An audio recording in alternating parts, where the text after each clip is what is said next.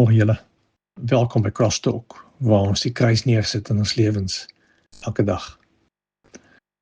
Ons kan nie wegstaan van wat in die wêreld rondom ons gebeur nie.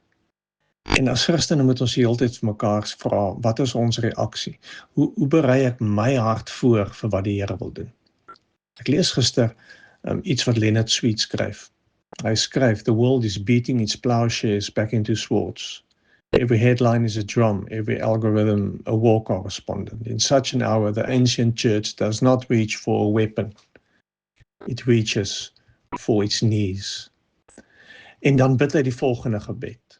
Lord Jesus, you are peace that is not the world's peace. Wholeness where we have torn, light where we have darkened. We have made enemies of your image bearers. We have loved our grievances more than we have loved your face.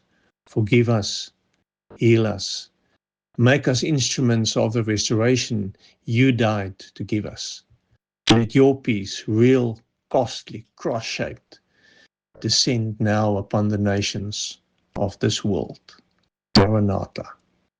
Come Lord, come as peace. Vroeg Christene het mekaar gegroet na die opstanding met die woorde Maranatha, wat gesê het ons Here lewe. Maak net jou hart oop vir die Here wat lewe. Vir die Here wat sy kruis in jou hart wil kom neersit.